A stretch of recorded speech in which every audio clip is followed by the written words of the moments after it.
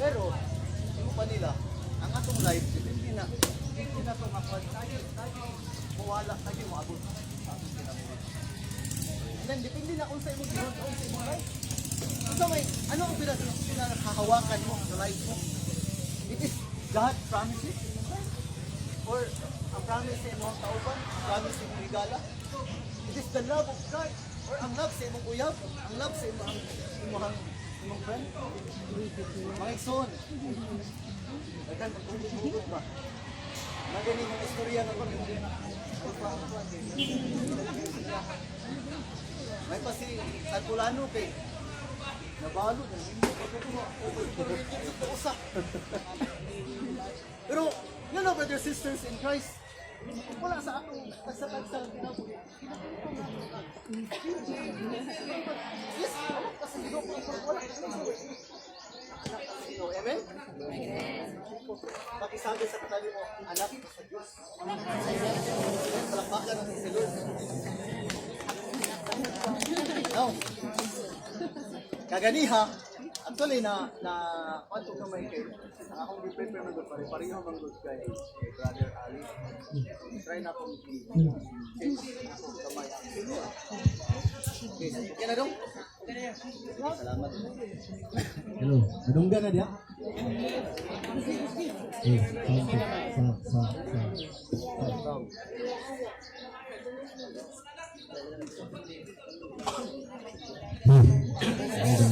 Okay, klaro na. Okay, wapo kayo nga story akong i-share sa inyo ha. Doon ay usa ka hari og reyna na bag-ong nanganak ang reyna ug bata nga lalaki. Then brothers and sisters in Christ, ang hitabo, doon na sila kaaway na usa ka mangkukulam. Wow, ang sinahitabo, nakasulod sa palasyo ang mangkukulam ug iyang gikidnap ang anak, ang bata nga lalaki. Di man niya kayang pilihon ang king of queen, ang iyang panimaslan ang anak. Gidala niya sa squatters area. Gibutang niya sa usa ka balay na pobre kaayo dito sa pultahan. And then nakita sa banag asawa nga wala pud sila anak, nakita nila ang bata ug ilang gisagol. Gilab nila as ilang kaugalingon nga anak. Giatiman nila, gipangga nila. Pero tungod sa ilang kawadon, ang ilang trabaho kay mamasura raman, nagkadako ang bata, giuban nila sa pagpamasura. Brothers and sisters, after 9 years, sa sigig pangita sa king of queen sa ilang anak, hangtod nga nadakpan nila tong mangkukulam nga ilang kontra.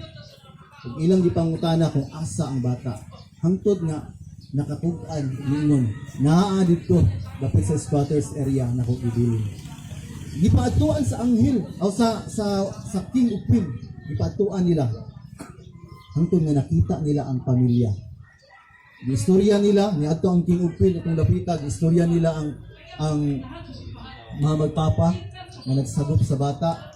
Gidala nila sa palasyo ang mga magpapa uban sa bata. Tungod kay na happy lagi kayo ang king of queen, nagpa-party sila. Nag-invite sila daghang bisita, ilang mga kaila, ubang maging harian ilang gi-invite. And then ipakahiyaan nila pinakatsada nga sa nina ang ilang anak. While nagpadayon ang party, ang king of queen, abi-abi, nagsistorya sa ilang mga bisita, sinitabo mo igsoon. Nakabantay sila na ang ilahang anak nawala. So nabalaka sila. Kasi asa na po ito pa, 9 years old pa good. Ipangita nila dito sa palasyo, tanang kwarto, gitanaw nila, wala nila nakitaan. Kabalo mo asa nakitaan? Asmi, asaman? Sa basement. Pinakailawong sa palasyo. Kabalo mo sa gihibo sa bata? Nagkuha dito sa basurahan. Nagkaon. Pag-abot sa mama o papa, yun siya. Nak, unsa may imong gibuhat diha? Unsa di mo si bata? Nagkaon ko, nagigutom ko. Ingon pa sa twin, wa kakabalo. Laki nakapagkaon dito na may pagkaon katong tanan imuha to. Kining tanan nga na din kanang kwarto, ibuhan ni tanan. Pagkaon naa dito. Sige mo sa bata. Ha? Ako ato tanan? Padayon sa tao. Brothers, sisters in Christ, unsa may message sa mga story?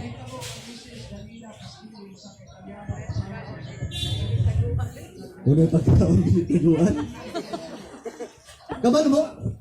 Tanan bisita, tanang tao sa palasyo, nagtawag niya nga, he is the prince. Siya ang prinsipe. Pero kasi panahon niya sa Galingon. Nakalilimos. Wala niya natanaw na siya usa ka prinsipe. O kamong tanan nga na din hinaysoon. You are a prince and princess. You are the ambassador of Christ.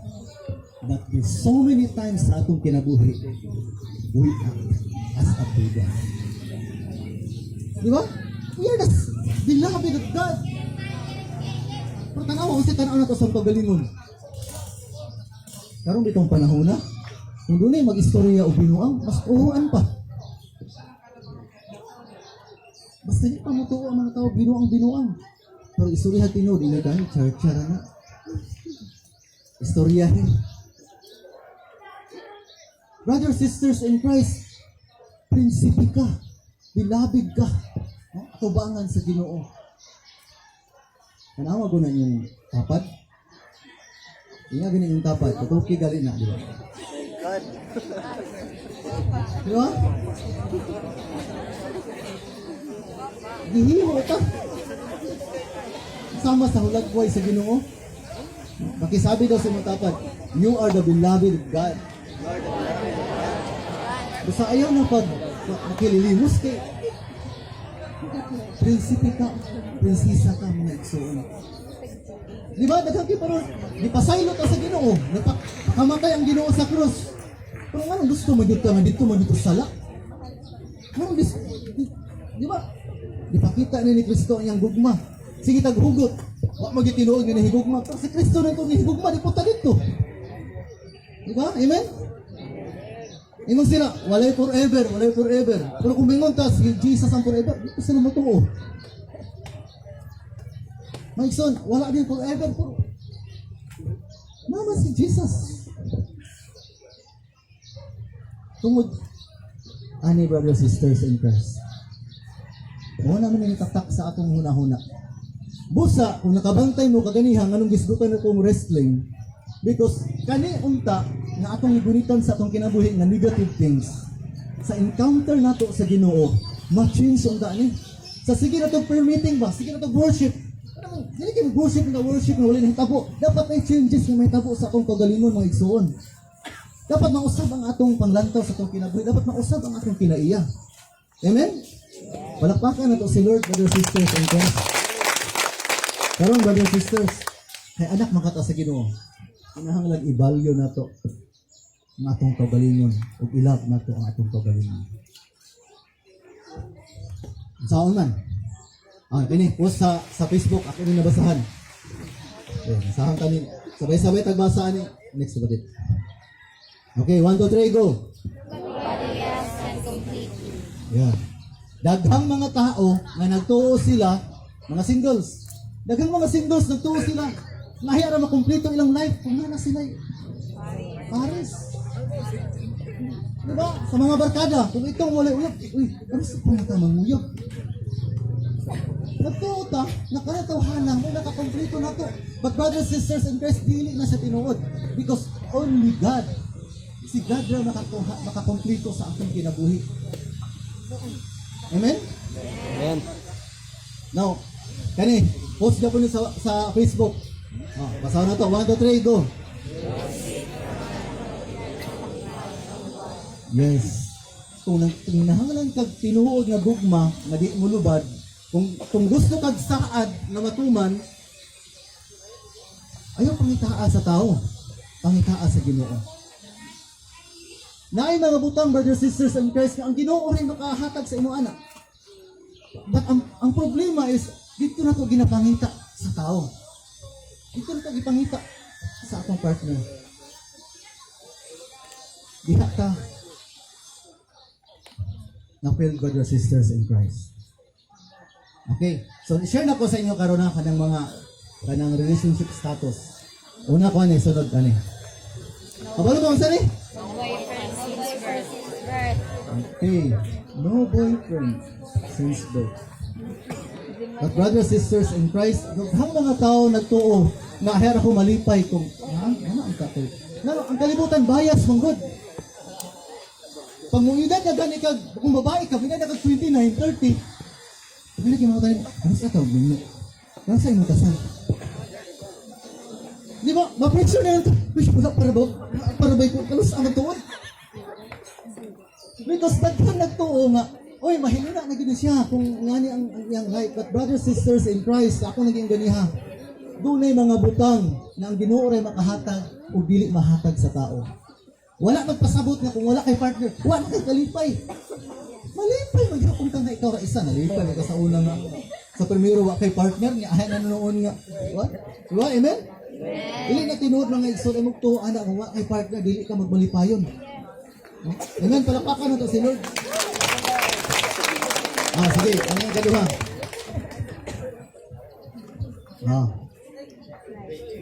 Sige. In a relationship lagi, nalagi uyab, pero usay na kamo. LDR daw. Take it Kasi for nito, granted, ha? mga igsuon, ngayon kung nalagyo tinuod nga kung wa kay uyab di ka magbalipay. Ano? Naay mga tao karon nga nakasulod sa usa ka relasyon, pero dili sila happy. Amen? Tinuod dili. Ganun mga tao nga na-stuck up na sa usa ka relationship, nga dili mo ta sila happy, pero naglisod sila gawas sa maong relationship. Amen? Amen. Brothers, sisters, let go na na. Inay mong tapat, let go na na, igsuon.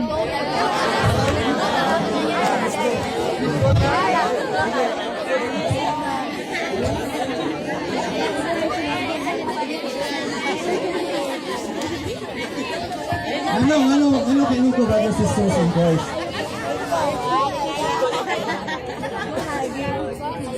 Ngani, mga batanon, pag mag-isgot na nag-partner sa kinabuhi, ningon mo siya, sister, kana imo ang kuan ba nakita ako ang holding hands kay gado man to niya. Nagsit ko sila. Dili ay. Ang sinsura kay God. Friendly naman to, wala tay balik sila. Mga igsuon ko ni Kristo, ayaw ipugos ang imong kaugalingon sa usa ka relasyon. Masayop nga relasyon. Because dili gud ka magmalipayon. Mga single, ayaw niyo ipugos ang iyong kaugalingon kung ang tao wala gud ni sa inyo.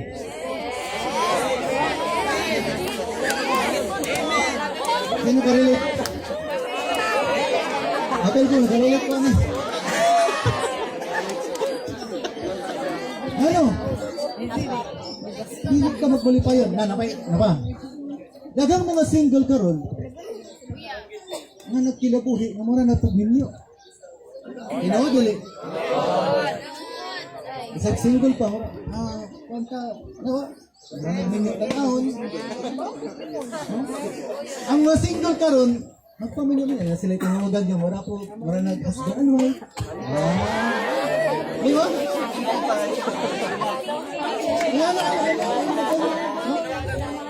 Daghang mga matanon, brothers, sisters in Christ, nga nagkinabuhi sa kinabuhing minyo, nagdili unta minyo. Nagbuhat ang mga butang sa usa ka minyo unta ka butang, apan wala nagkinabuhi, apan dili sila minyo. Amen? Ano sila brad, mura ba na uso karon? Na dili man uso ni sa Ginoo. Amen? Okay, katulo. Sama ng sunod. May red light. Pisay, minyo na gani. Uy, minyo. Uy, minyo to. Okay, naadas na. Sunod. Pero, anong yapil ako ni? Kung daghang mga single na magpaminyo-minyo, daghang kung minyo na magpasingle-single. Ano ka kasi minyo, why na pataas ba? Yeah, 17 below di ay Mike Son, 17 lang. So, mami, direct. dili ako mungalan pinsa.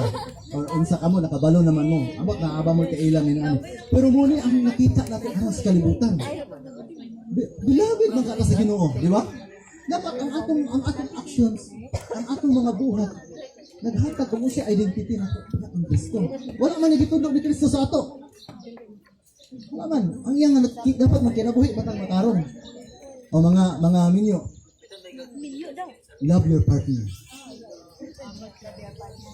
Unsay nahitabo, brothers sisters in Christ, ako ning lapitan. Daghan sa mga minyo nga nagpa-single kaya ila magong gina-compare ang ilang partner sa ubang tao. Once na i-compare na gaini mo, uy, murag something na nakay plano. Di ba? May son, ayaw i-compare ang imuhang partner sa ubang tao. Napagyod, ang mga minyo, imbes kay na ay mga advice na para sa single, gina-apply sa mga minyo. Sa may tabo karon, mga kaminyo ang dali kayo mabulag, dali kayo magbungtag.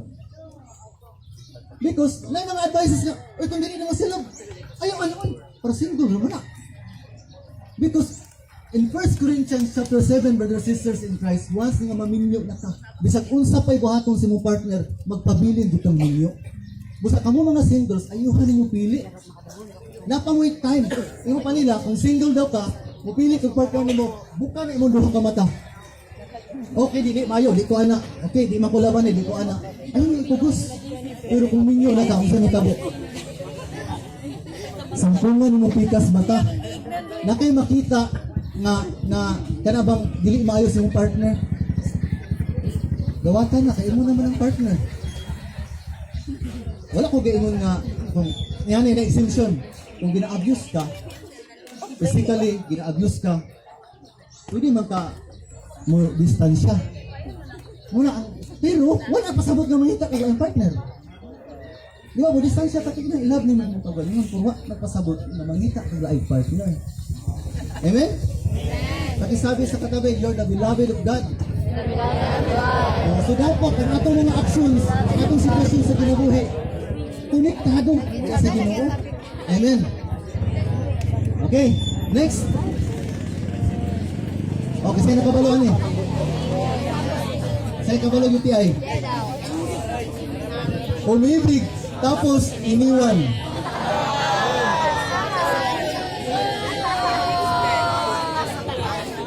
Mahal ko na nasaktan. Ngayon nga tao, na until now, dili na ganahag kuminaw with him. Di ka na paminog music. Hindi niya gusto madunggan ilang theme song. Ngayon mga tao, di na ginamatog mo. Kaya mo nun, dari man dami ato nag-ubang sa una. Wala pa kami on. Ay, mga karinig. Okay. Mga son, ang realidad mo ni, dili ka ka-move on kung dili mo madawat ang kamatuoran. Dili ka ka-move on kung dili ka kapasaylo. Losa, inay mong tapad, dawatan na o pasayloan na siya. Ayaw mo, dawata pagbalik, dawata na nawa na siya.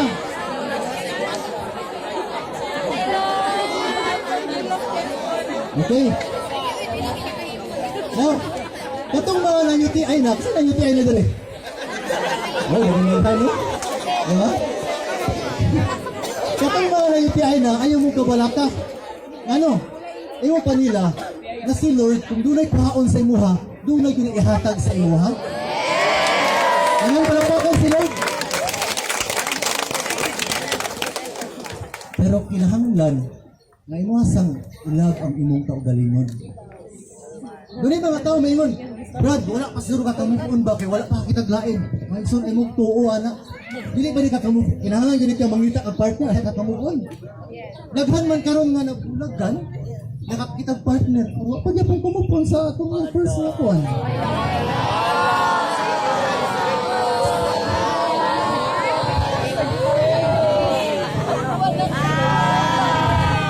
Ingon sila na time will heal the wounds of our hearts. But brothers, sisters in Christ, I want you to know, God will heal the wounds of your heart.